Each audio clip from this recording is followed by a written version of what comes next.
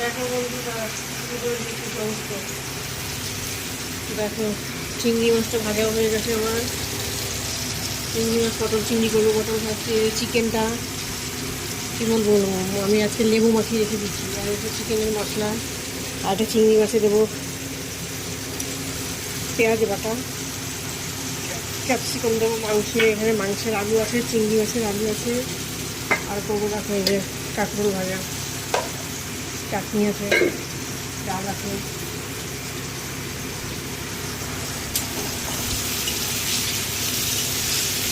আজকে special guest আসবে আমার একজন, তার জন্য স্পেশাল স্পেশাল রান্না হচ্ছে।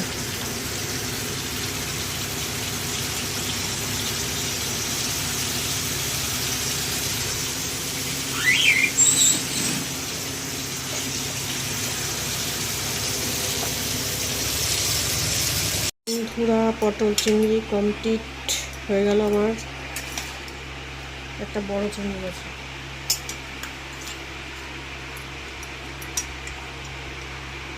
পটল চিংড়ি তো হয়ে গেছে, এবার এই ভাজাটা ভেজে নেবো, তারপরে করবো চিকেনটা।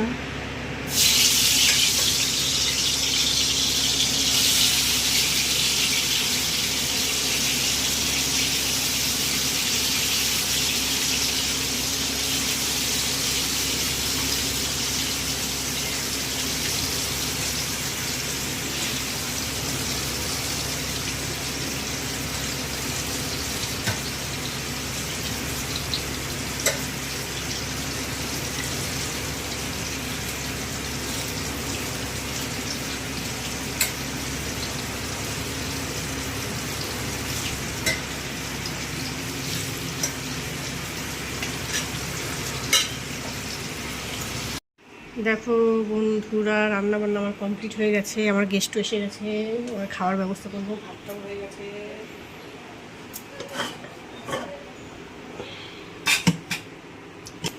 দেখো বাসনও মোটামুটি সব মাজাই হয়ে গেছে। এটা মাজবো, গ্যাস মুছবো, এটা বাকি আছে, এটা মাজবো।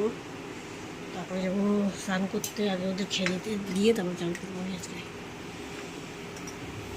টাটা।